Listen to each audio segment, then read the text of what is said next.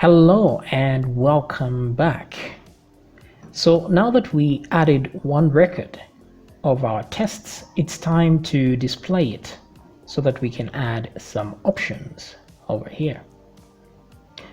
So I'm going to copy the section like this, classes, to add here.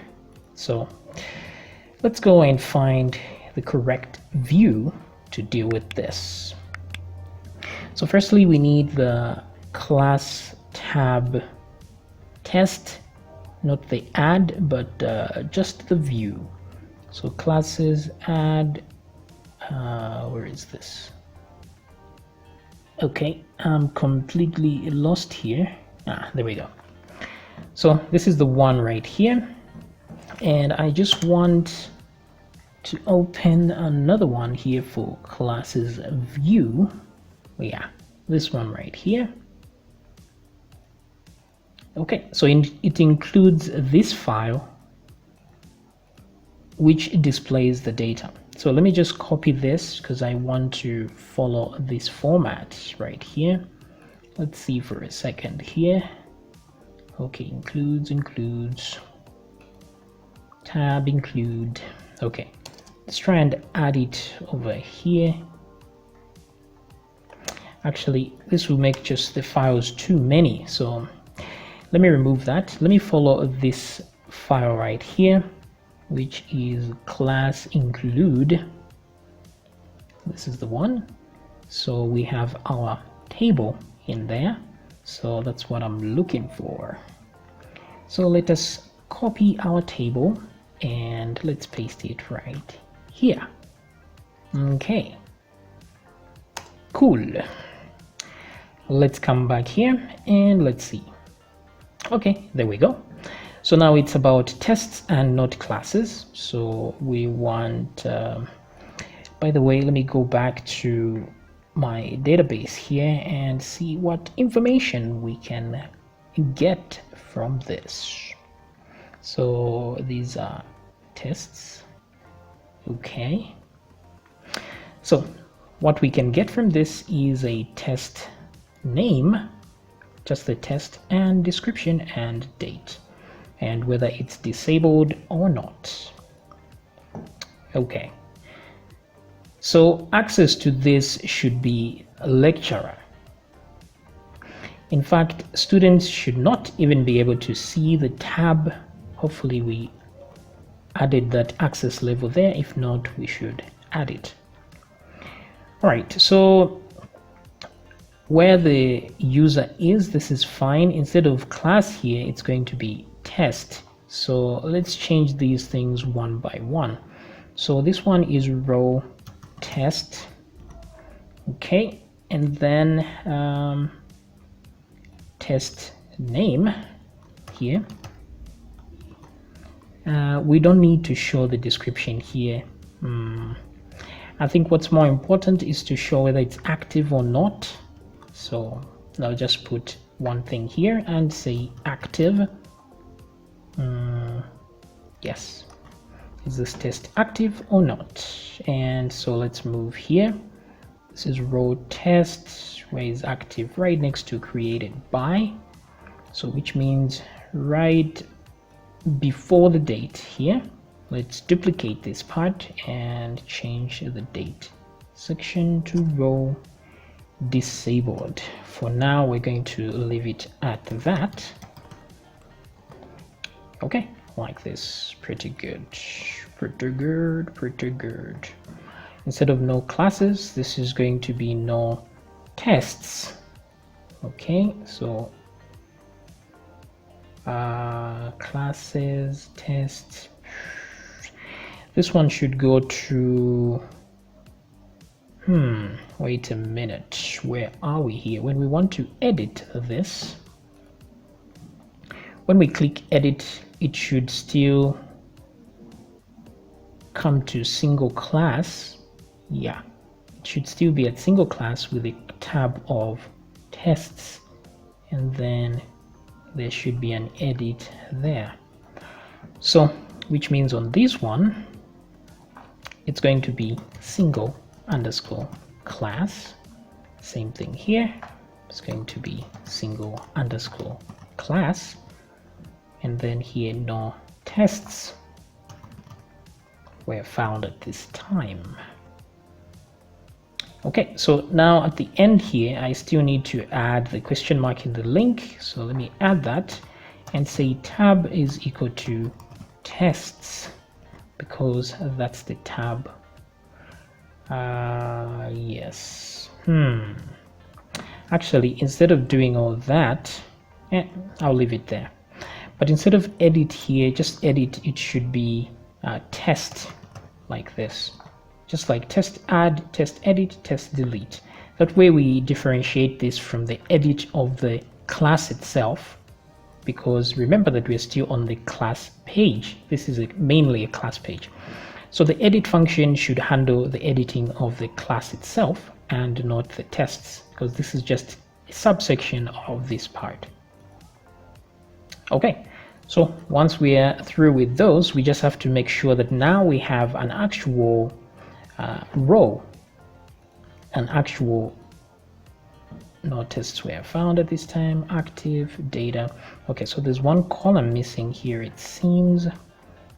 Column span 6. Let's change that and refresh. Okay, there we go. Okay, so now we need to read for tests. So let's go to our single class controller to make sure that we have some data to display here. So the access level here is lecturer, but the whole thing should be lecturer. So we're going to move this eventually. Where am I now? Single class controller. And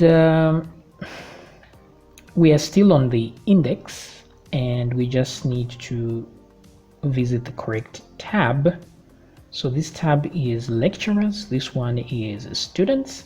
So which means we just need an extra one here. So I'm just going to duplicate these and change this one to tests, like so. Okay, so display tests here. So let's run a query, shall we? Now here we are using the yeah, we're using this, but we need a different. Actually, it doesn't really matter, because all of them have the query function, or the models, right? So we are using a very different model here than what we're supposed to use. Same thing here, we're using the lecturer's model, but because it has a query function as well, we can still use it, because that doesn't depend on the particular table. So it can be the lecturer model, but because we are specifying the table in here, it doesn't really matter. We can use any model here, but if you want to be very specific, you can load the tests model here and use that instead. However, all of them still have the query function, so we can even use that as well. Let me just change this to tests like this, and let me add this here. Data tests is equal to tests. Okay, so I'm just going to say select all from tests where the class ID, okay, so that class ID is important. Disabled is equal to 0. I think whether it's disabled or not should not matter here, because we need the lecturer to still see even the disabled tests. Order by ID descending. Okay, that seems legit. But the thing is, we need each lecturer to only see what concerns them. So let's see here.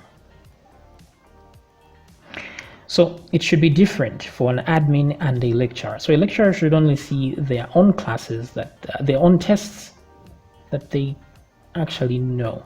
I think all tests should be seen that are added to this class. So let's leave it at that. Let me go back here. Now we're adding our data to tests and not rows. So yeah, I have to go back here, and instead of rows here, I would change this particular one to tests. So I'll say tests, but we'll leave this row because that's what we're using to read here. So let's see what errors we shall get. Okay, apparently no errors. So we have my first test created by, whether it's active or not, and then we have the edit and delete button. Very good. But for the active here, we must change this to be more human readable. So let's come down here to this point. So instead of using row disabled, let's create a variable called active right here. So we're just going to say active be equal to, and let's do this and put a question mark and then put some options here. So if this is the disabled, so if it says disabled is equal to 1, which means this thing is disabled. So it's active means it's not active. So active is no.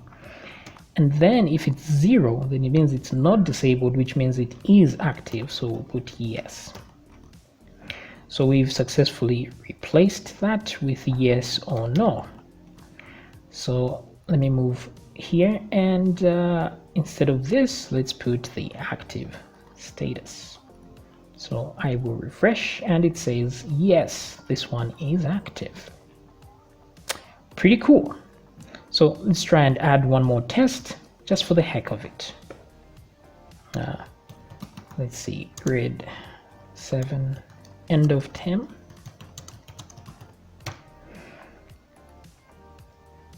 For grade 7's end of term tests. And let's create. Okay, there we go. So we have one more test, another one. Very good. So of course, you know what happens next. We have to deal with the edit and delete, and then we deal with clicking on the test itself to see the questions in that test.